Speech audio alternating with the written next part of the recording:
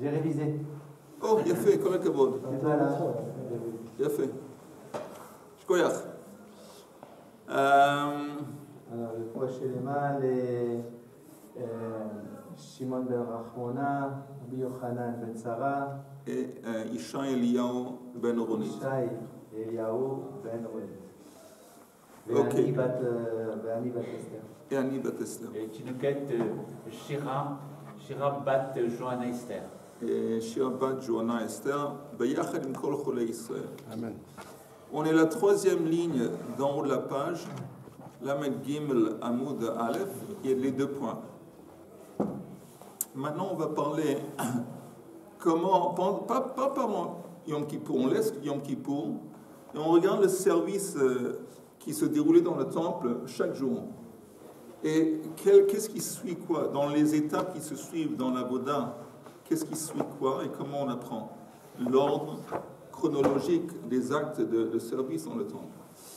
Abaya Mesader Maracha Mishmei de Gemara Ve'aliba de Abba Shaul. Donc, Bokotov. On est à la page Lamed Gimel. Amoud Aleph. Lamed Gimel Amoud Aleph, et on est ces 3 lignes d'en haut de la page. Abaya Mesader Maracha Mishmei de Gemara Ve'aliba de Abba Shaul. Maracha Gdola Kodemet le Maracha Shnia Shel Ketoret. On va en parler, mais la première chose qu'on a à faire, c'est que Maracha Gdola. Maracha Gdola, c'est le feu de bois. C'est sur le misber, sur l'autel, il y avait l'endroit où on brûlait les offrandes. Et c'était un grand feu qui s'appelle Maracha Gdola. Et ça, c'est avant Maracha Shnia Shel Ketoret. Parce que sur le misber, il y avait un autre feu, plus petit. Et qu'est-ce qu'on faisait avec ce feu? On créait des braises. Et les braises, on les introduisait à l'intérieur du Eichal, on les mettait sur le misber Zahav, le petit misber fait d'or pour brûler l'encens à l'intérieur. Quel était l'objet? Parce que donc ce petit feu, Oui. semble, était à l'abri des corbanes. C'est quoi, à l'abri? Il était à On ne brûlait pas la chair dessus. Non. Donc il y a peut-être une explication. Non. On dit que ça servait à quoi, le petit feu? Ça servait à créer des braises. Et les braises, on les utilisait spécifiquement pour mettre sur le... Oui et non, on aurait pu prendre les braises du grand feu. La vérité, c'est que s'il n'y a pas de braise sur le petit feu, on peut les prendre du grand feu. Mais néanmoins, c'est comme ça que ça a été établi. Encore une fois, Maracha Gdola Kodem le Maracha Shnia Shel Ketoret. Maracha Shnia Shel Ketoret Kodem le Sido Shnei Gazirei Itzim. Donc, arranger le bois, mettre le bois sur le petit feu, ça vient avant, ça précède. Placer les bûches de bois. Encore une fois, on parle de 2 bûches de bois qui ont été placées le matin et l'après-midi. C'est à part le bois, à part le tas de bois qui a été mis sur le misber, il y a après un acte spécifique qui s'appelle Gzirei Itzim, où on place 2 bûches le matin et 2 bûches l'après-midi.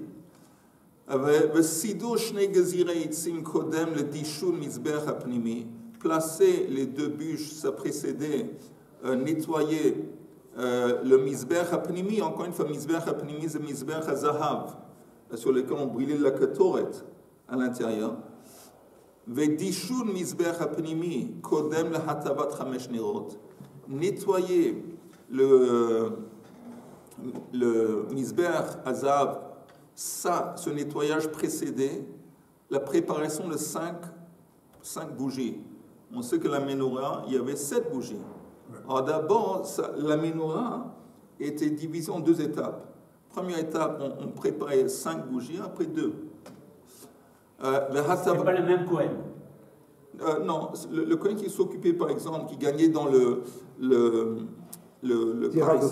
tirage au sort, et qui méritait de faire, disons, le service de la menorah, il faisait les 7 bougies, mais il les faisait à deux reprises.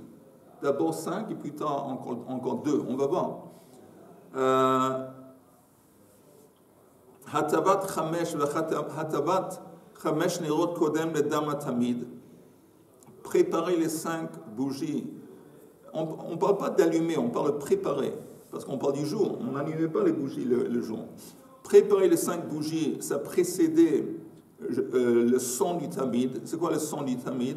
C'est shrita et zrika. Shrita et zrika. Vedam hatamid kodem lahatavat shtei nerot. Et le son du tamid précédait la préparation des 2 dernières bougies. Vehatavat shtei nerot kodem le ketoret. Maintenant, préparer les 2 dernières bougies de la menorah, ça précédait allumer la ketoret. Maintenant, on ne parle pas de préparer le misbech hazav, on parle d'allumer la ketoret. Le ketoret kodem leivarim. La ketoret, ça précédait placer les morceaux de l'offrande sur le feu, sur le misbech dehors. Veivarim, ça précédait veivarim le mincha, parce que le korban hatamid est accompagné par un mincha, de la espèce de soumoul, solet. Le mincha, le chavitin, la mincha précédait l'offrande du chavitin qui était de la part du Kohen Gadol. Le chavitin, le nesachin. Chavitin, ça précédait verser le vin sur le misbech. Le nesachin, les moussafin. Les nesachin, ça précédait le korban moussaf quand on parle de Shabbat ou Rosh Chodesh ou Yom Tov. Le moussafin, les bazichin. Et moussafin, ça précédait bazichin. Bazichin, on avait dit que sur la table où se plaçaient où étaient placés les pains, il y avait un gobelet, une coupe, je sais pas, dans laquelle il y avait de l'encens, l'ébona. Et ça, on mettait le pain, ça se départageait parmi les kohanim pour être mangé. Le pain n'était pas mis sur le misber, mais dans le bazichin, il y avait de l'encens. Ça, c'était oui. Chaque Shabbat, quand on enlevait les pains de la table, on mettait les bazichin, donc cette ketoret, sur le misber en tant qu'offrande. Donc, le korban moussaf, c'était avant bazichin. Le bazichin, le tamid shel ben arbaim. Et le bazichin, ça précédait l'offrande du korban tamid shel ben arbaim, chez Nehema, comme c'est écrit, vehiktir alea chelvei ashlamim. C'est écrit que vous allez offrir sur elle, alea, les offrandes des shlamim. Et on apprend de là, c'est quoi alea? Alea hashlem kol hakorbanot kulan.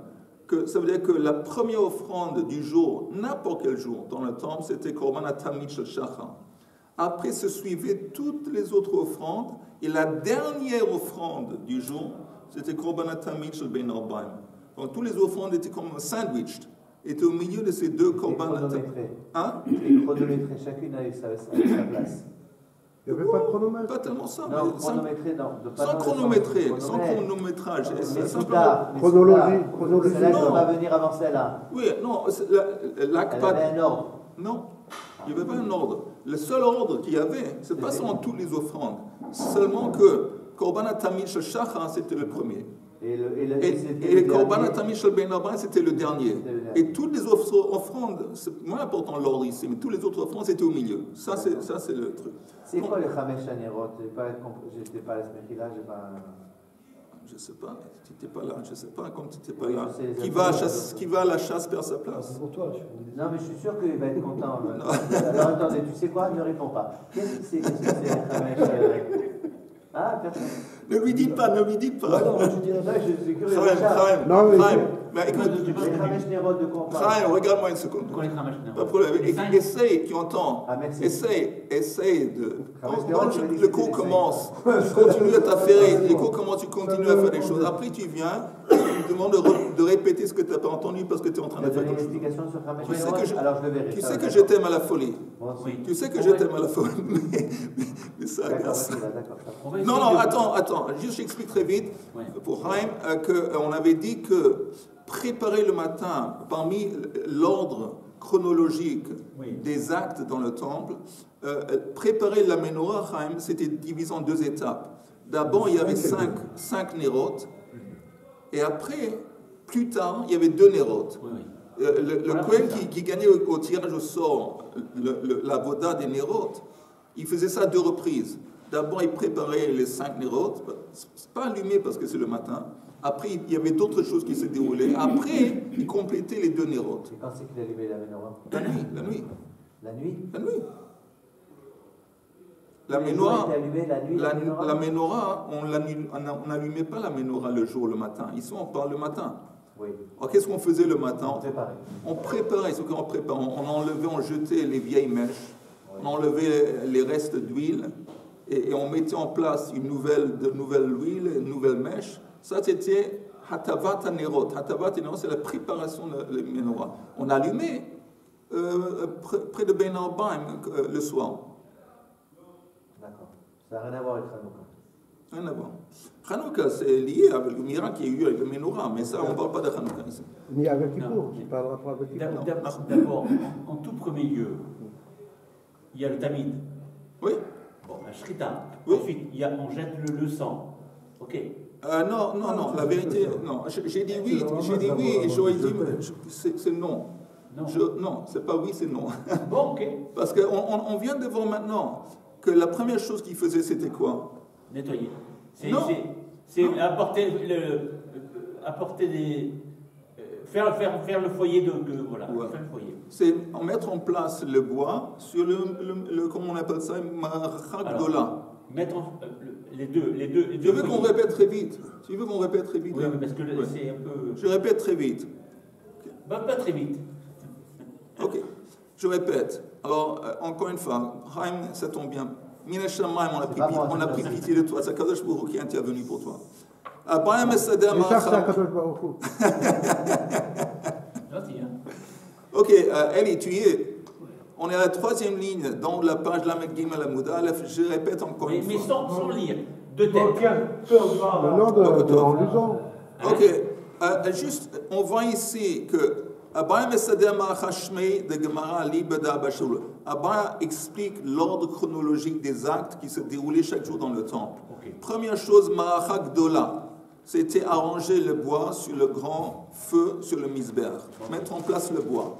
Après Marachashnia, arranger le bois sur le petit feu. 2e acte. 3e acte, je ne dis pas mais je dis en dehors, Ketoret. On appelle le petit feu, petit misber sur le misber, c'était destiné à faire des braises qu'on allait utiliser pour la Ketoret. Mais alors, donc on prend. À ce moment-là, on prend. Non, on prend rien. On attache, on va mettre du bois. Prépare le bois. Après, après, à ce stade, on place les 2 bûches sur le Marachak Dola. Ah. Après, qu'est-ce qu'on fait? On va nettoyer le misber Hazahav. Et l'encens, qu'est-ce qu'on fait de la Ketoret? Attends. Pas encore. La Ketoret, on la met où? À l'intérieur, tu es d'accord avec moi, misber Hazahav? Il y a un petit hôtel de fait d'or sur lequel chaque jour, le matin et le soir, on brûle de l'encens Ketoret. Maintenant, il faut la nettoyer aussi. Des restes, des braises et tout ça du jour précédent. C'est ce qu'on fait maintenant. Préparation, Dishun Pour misber. l'instant, l'encens, on n'a pas porté. Non, on n'a pas D'accord, porté. ok. Dishun misber hapanimi. Maintenant, Dishun, nettoyer misber hapanimi, ça vient avant Atavat Chamesh Nerot. Ça précède là qui va venir après de préparer 5 des 7 bougies dans la menorah. 5. Les Dishun, c'est quoi? Dishun, c'est la préparation des bougies. Ça veut dire, comme je viens de dire, tu enlèves l'huile et les mèches. Non, du chou, non. Oui. Dishun, pardon. Mais non, c'est Dishun bizarre. misber hapnimi, c'est nettoyer le misber hazahav. Nettoyer. Et hatavat, chamesh nerot, c'est la préparation des 5 bougies. La préparation des 5 bougies, ça vient avant le sang du tamid. C'est quoi le sang du tamid? Ok. C'est égorger, faire shrita. À ce moment-là, donc, on fait ça. À ce moment, on Ben fait Gadol shrita. Il fait ça. Et pas seulement il fait shrita, aussi, il continue, il jette le sang sur le misber. Ça, c'est dans ma tamid. C'est pas n'importe quel Cohen, non? Pardon? Tamid. N'importe quel Cohen. Après ça, dans ma tamid, qu'est-ce qu'il y a après? Il y a la préparation des 2 bougies qui restent. Donc il y a encore 2 bougies parmi les 7. Maintenant, après qu'il a jeté le sang, sur le du tamid. Il maintenant complète la préparation des bougies. Il s'occupe des 2 dernières bougies. Okay. Après, qu'est-ce qu'il fait? Il fait la ketoret. Là, il brûle, il prend les braises du misber hagadol, du petit feu. Il introduit ça à l'intérieur, il les met sur le misber hazahav et il verse dessus la ketoret. Après, qu'est-ce qu'il fait? Après, il place les morceaux de l'offrande du korban atamid, parce que tout ce qu'il a fait, il a jeté le sang. Maintenant, il prend les morceaux qui ont été découpés et il les met sur le feu. Ça s'appelle Eivarim. D'abord, il les a posés sur la rampe. Oui, d'abord, tu as raison. Il les a posés sur la rampe. Maintenant il va les mettre sur le feu. Eivarim, le mincha. Maintenant, placer les Eivarim, ça vient avant mincha. Ici, ce n'est pas mincha dans le sens de tfila. Mincha, c'est la mincha qui accompagnait le korban atamid. Le korban atamid était accompagné par mincha de solet et par du vin. Alors maintenant, on plaçait sur le misber, on prenait la poignée, le comès, le mincha sur le misber, mincha. Et mincha, c'était avant chavitin. Chavitin, c'était l'offrande du Kohen Gadol qui accompagnait chaque jour, la moitié le matin, le korban atamid shel shachar, la moitié l'après-midi, elle s'accompagnait korban atamid shel ben arbaim. Ça s'appelle chavitin. Ça veut dire quoi, chavitin? C'est bien expliqué. C'est l'offrande qui est apportée, offerte chaque jour de la part du Kohen Gadol, qui consiste aussi une espèce de solette. C'est pareil, c'est la même chose que le soleil. Oui. Et ça accompagne le korban atamid. Oui, semoule, quelque chose comme ça. Après les chavitin, on verse le vin nesachin. Et après, quand on parle de Shabbat, quand on parle d'un jour de fête, qu'il y a un moussaf, alors après vient le moussaf. Et le moussaf, ça vient avant les bazichin. Parce que bazichin, c'est seulement le Shabbat. C'est seulement le Shabbat qui a bazichin, parce que les bazichin, c'est le pain. Alors c'est seulement le Shabbat qu'on enlève le pain et on met sur le misber les bazichin. Bazichin, tu disais tout à l'heure que c'était les ketoret, je comprends pas. Oui, bazichin, tu entends, c'est la ketoret qu'on mettait sur la table avec les pains. Avec le pain? Avec le pain, il y avait 12 pains qu'on mettait sur la table. Ça restait sur la table pendant une semaine. Mais sur la table aussi, il y avait un bol sur lequel on mettait de la levona. Levona, ça s'appelle bazichin. Et le Shabbat, le prochain Shabbat, on enlevait les pains qui se mangeaient par les kohanim, qui étaient mangés par les kohanim, et les bazichin, donc la levona qui était dans les bazichin, était versée sur le misber. La levona, c'est pas une bonne odeur, levona. Voilà. Non, si je me rappelle bien, c'est non. Je ne sais pas, mais c'est une... Laisse tomber en ce moment. C'est ketoret, c'est une ketoret. Dans les bazichin, il y a ketoret. Et après ça vient avant le tamid shel ben arbaim. Donc on voit que tamid shel ben arbaim, c'est ça qui complète toutes les offrandes qui se sont déroulées pendant la journée. Ok? Ça, c'est l'ordre du service dans le temple, pas Yom Kippur, chaque jour. 17. Ok. Moi, ce qui me gêne, c'est que, 17, en dehors de Kippour, En dehors de Yom Kippur. quel est le travail, la voda du Kohen Gadol par rapport aux autres Kohanim?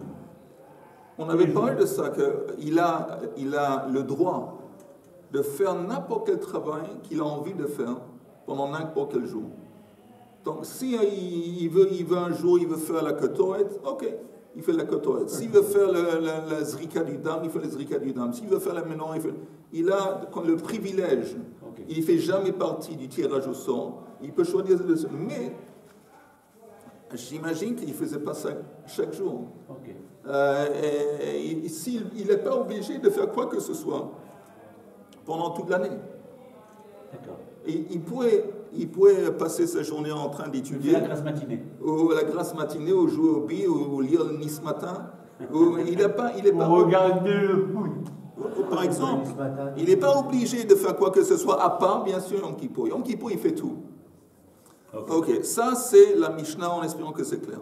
Maintenant, la Gemara va expliquer d'où est-ce qu'on apprend cet ordre. C'est pas la Mishnah. Pardon, c'est une braïta. C'est la braïta qui... Tu as tout à fait raison. Heureusement que tu es là, Yehuda. Alors, c'est la braïta qui explique la braïta. Maintenant, on va voir. À Mar, on va maintenant regarder, décortiquer cette braïta. Maracha gdola kodem le maracha shniya shel ketoret menalan.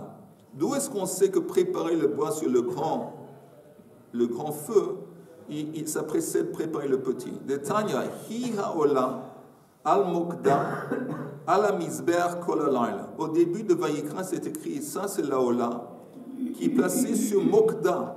Mokda, c'est justement Maracha Gdola. Mokda, c'est le bois.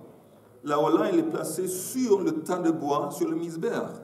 Donc tu vois bien qu'avant la ola, il y a mokda, al mizbeach kol halayla.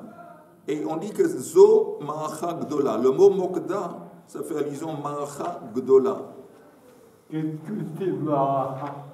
Maracha, c'est le tas de bois qu'on entasse sur l'autel et sur lequel on va mettre les offrandes.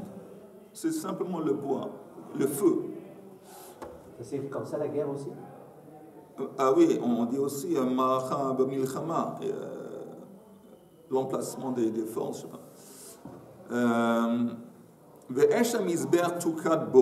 Alors le verset dans Vayikra continue.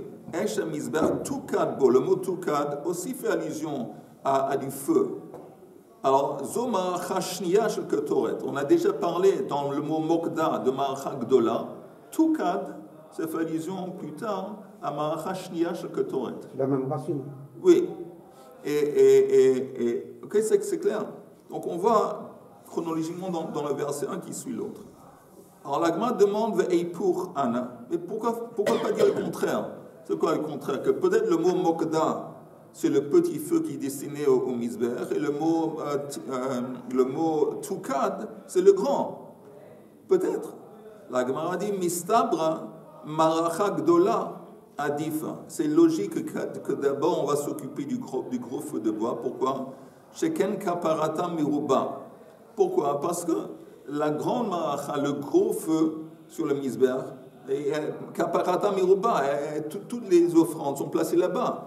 Maracha Shniya, tout ce qu'elle fait, c'est destiné à faire des braises pour le Mizbeach à Ketoret. Donc c'est logique, c'est plus important, on va s'en occuper d'abord. La Gemara dit Adarab, au contraire, Maracha Shniya Adifa, Sheken Machnisim Mimena Lifnim. On peut le dire le contraire. Que, comme c'est dedans, voilà. Non, ici c'est pas Kodesh Kodeshim. Dans le sens où on ne rentrait pas à l'intérieur? Non, alors je fais encore une fois, je fais une précision, une précision importante. Quand on dit à l'intérieur, c'est pas Kodesh Kodeshim, parce que Kodesh Kodeshim, c'est une fois par l'année on brûlait la Ketoret. Mais à l'intérieur, dans le Eichal, c'est pas dans le Kodesh Kodeshim. Avant, il y avait un petit Mizbeach de Zahav. Et sur ce Mizbeach, 2 fois par jour, on brûlait la Ketoret. Et donc, mais c'est tout de même à l'intérieur. Et comme c'est à l'intérieur, c'est un niveau de spiritualité plus élevé qu'à l'extérieur. Donc, c'est une marloquette entre quantité et qualité. Le Maracha Gdola, apparemment quantitatif, c'est plus important. Mais Maracha Ktana, ils ont au niveau de la qualité, c'est plus kadosh. C'est ce que la Gemara propose, c'est qu'un machnisim mimena lifnim. Et la Gemara dit afilu hachi, néanmoins, kaparata miruba adif. L'argument de dire que ça fait plus quantitatif que toutes les offrandes sont placées sur Maracha, c'est ça qui est plus important. Qui prime. Oui, vei baitema. Et à part ça, ilo mashkach eitzim le Maracha Shniya. Si pour une raison ou une autre, il n'y a pas des bois suffisants dans le petit bois, dans le petit feu qui est destiné pour la Ketoret, mi lo ma'ayel mi maracha gdola. Est-ce qu'on n'aurait pas le droit de prendre des braises de la grande maracha? Donc en fin de compte, c'est pas que la grande maracha, on ne peut pas s'en servir, bifnim, on peut. Attends, mais il pose une question, mais il ne répond pas. Non, parce que c'est une question rhétorique. C'est une question rhétorique. Ça veut dire que oui, on a le droit. On a le droit. Sinon, si jamais il manquait, ça ne serait pas sauf d'utiliser de la Maracha Gdola, exactement. Donc tu vois bien que donc ça c'est ça qui l'emporte. Donc le grand foyer, oui, il doit toujours brûler. Oui. Le petit foyer aussi. Je sais pas. Non. Je sais le pas. petit foyer seulement pour le matin et l'après-midi. Oui. Pour brûler la Ketoret. Après, c'est possible que ça va s'éteindre. Tandis que la nuit. Parce qu'on ne la brûle nuit, pas qu'est-ce qui se de passe? Ketoret la nuit. Oui, tu as raison. Tandis que la nuit, oui, on brûle, on continue à brûler les restes des corbanotes qui n'ont pas encore pendant la journée été consommés par le feu. Oui. C'est important ça. C'est important et merci d'être venu pour nous préciser. C'est Je le laisse demain encore.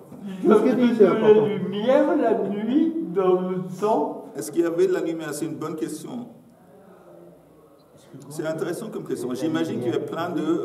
il n'y a pas des chandelles, des lampes, des torches. J'imagine que partout il y avait des torches. Aujourd'hui, bien sûr, on va mettre de l'électricité. Aujourd'hui, c'est intéressant que... C'est quoi le... Ouais. Vas-y. C'est une parenthèse, mais il y a la Gouda d'Israël qui a demandé est-ce que la Chivot de Shabbat ne travaille pas à Shabbat? Oui. Mais elle a demandé, non, elle a demandé ça. C'est hors du sujet. Hors du sujet. Mais elle a demandé ça pour les quartiers religieux. C'est ça qu'ils oublient de préciser. L'ignan, c'est que quand tu utilises l'électricité, même si tu n'allumes pas l'électricité le Shabbat, l'électricité, il y a des gens qui doivent œuvrer dans Khivat HaChashmal pour s'assurer qu'il y a l'électricité qui... Mais c'est pas plus quoi, on est Bien sûr, c'est plus quoi. Non, alors il y a un argument que comme on a besoin de ça pour les hôpitaux et d'autres choses, mais en attendant, il y a ceux qui disent que non. Parce que même tous les hôpitaux en Israël, ils ont aussi des générateurs. Et donc, ça veut dire qu'ils peuvent s'en passer de ça. Il y a des gens qui... Enfin, je sais pas... Il y a des gens qui, à la maison, ils ont un appareil électrique. Voilà, donc c'est pas seulement les hôpitaux qui...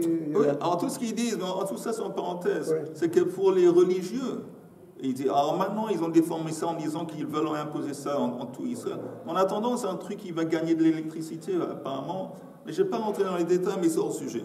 Mais en attendant, la Gemara dit, où est-ce que je sais que de s'occuper du gros foyer, tu as dit foyer, on dit foyer ou pas? Oui, foyer. Le gros foyer, ça précède le petit foyer. Dans le verset, je répète encore une fois, c'est écrit Esh HaMizber, c'est écrit Hi Haola al Mokda al Mizber. Donc on voit que la Ola, elle vient après Mokda. Mokda, c'est le gros feu, et plus tard, c'est écrit Esh HaMizber, Tukad. Bon, ça, c'est le petit feu.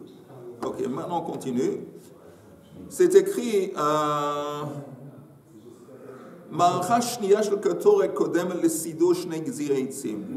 préparer le petit feu pour la Ketor, ça précède de placer les deux bûches. Menalan, dirtiv, ou bi'er alea hakohen, eitzim, baboka baboka. C'est écrit dans le verset dans la Torah que le Kohen est censé de placer sur elle chaque matin eitzim. Et eitzim, ici, on parle des deux bûches. Pourquoi deux bûches? C'est possible parce qu'on a un klal que miut rabim shnaim. Quand on a un pluriel qui n'est pas défini, on dit minimum, c'est deux. Donc, et c'est écrit dans la Torah, il y a un acte particulier de l'avoda de placer deux bûches sur le truc. Et c'est écrit, qu'est-ce qui est écrit? C'est écrit Alea velo al chaverta. Tu mets sur elle et pas sur l'autre. Ça veut dire, quand la Torah précise bière Aleha, il y a deux foyers, le petit et le grand. Quand tu dis tu mets les bois sur elle, c'est une précision. C'est-à-dire sur elle, au singulier, pas sur l'autre. Pas sur l'autre. Alea velo al chaverta. Michlal de ita le chaverta. Ça laisse entendre qu'il y a déjà du bois sur l'autre. Il y a du bois sur l'autre. Encore une fois, je répète. Quand on parle maintenant, après qu'on a mis le bois sur le grand foyer, le petit foyer, il y a le placement des deux bûches. Et c'est écrit, tu vas placer sur elle. C'est quoi sur elle? Le grand foyer. Le grand foyer, pas sur le petit, parce qu'il y a une précision ici. Alea valo al chaverta. Mais la Gemara dit, mais attends, hay alea mi baile le gouffé. J'ai besoin de ce alea pour m'enseigner un truc évident que quoi? Que les bûches, ils doivent être placées au-dessus du bois, du tas de bois, et pas à côté. Peut-être on aurait pu penser, j'apporte les bûches et je les mets sur le misbeh, mais à côté, en bas. Alea, ça veut dire que tu les mets en haut du tas. Et donc j'ai besoin de ce mot alea pour m'enseigner que tu les places en haut du tas. Alors ça veut dire qu'il n'est pas disponible pour une dracha. Normalement, on fait une dracha quand il y a un mot qui est en plus, et donc il devient disponible pour une dracha. Le mot Aléa, si il vient pour m'enseigner que tu places les bûches en haut, au-dessus, il n'y a pas de dracha. Il y a un problème technique. Attends une seconde, j'arrive à ta question. Alors la Gemara dit très Aléa activé. En fin de compte, si vous regardez les versets là-bas, il y a 2 versets dans lesquels on retrouve le mot Aléha. Donc dans un verset, le mot Aléa vient nous dire en au-dessus du bois, et l'autre Aléa vient exclure le petit foyer en ce qui concerne le placement des bûches. Et seulement sur celui-là et pas sur l'autre. Comprenez? Maintenant, qui avait une question? Non mais voilà, simplement, c'est que les 2 bûches posées sur le grand matin foyer, oui. Et le soir, à la nuit. Oui. Oui. C'est un point technique, peut-être parce qu'il fallait des grosses bûches pour que le foyer continue à être alimenté. Je ne sais pas à quel point c'était, parce que de toute façon, si pendant la journée... différencie du petit foyer... Si pendant la journée, il n'y avait pas assez, on a alimenté pendant la journée avec d'autres morceaux des branches et d'autres pendant la journée. Mais il y avait un acte, disons, symbolique, ou pas symbolique, un acte, chaque matin, chaque soir, les 2 grosses bûches qu'on mettait sur le Amar Hagdola.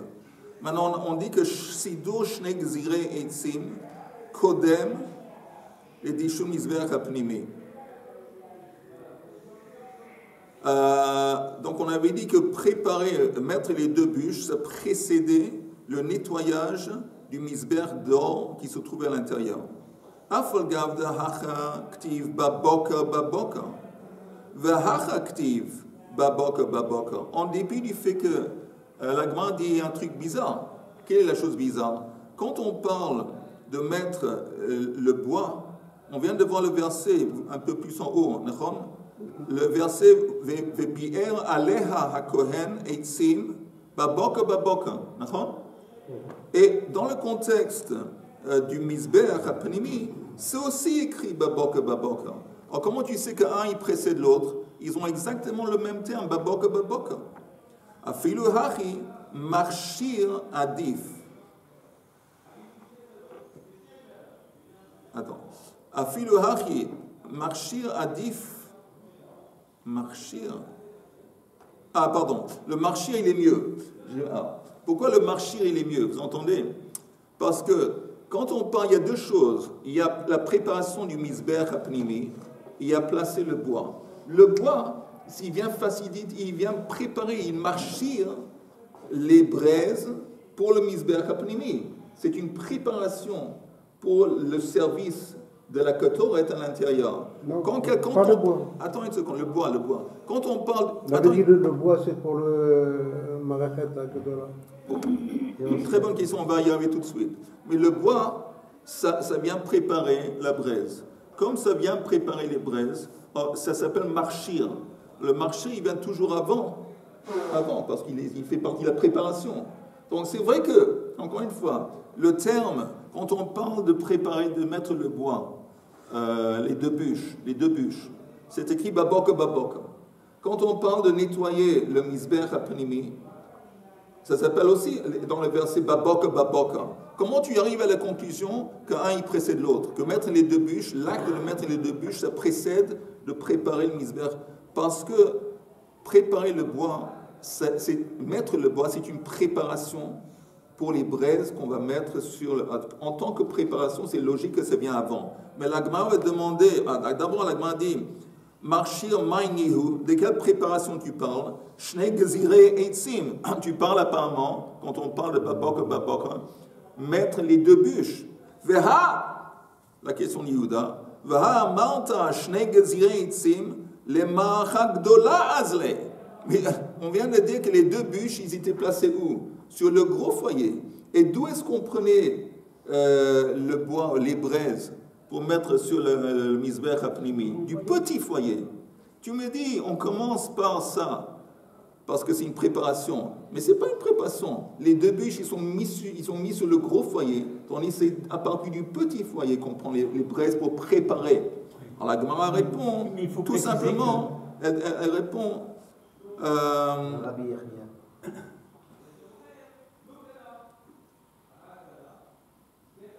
Amar Rabbi Yirmiyah Shum Eitzim. Un point. Shum Eitzim, ça veut dire, c'est pas important, on va pas faire une distinction entre le bois du gros foyer et le bois du petit. C'est du bois. C'est sûr que c'était Baboker les deux. C'est du bois. C'est du bois. Et le bois, c'est ça qu'on utilise pour préparer les braises. Sans rentrer dans les détails d'où est-ce qu'il vient exactement ce bois, du gros foyer ou du petit foyer, c'est du bois. Et le bois, par définition, c'est une chose qui prépare les braises. Oui, non, c'est important, c'est plus important qu'on ne croit.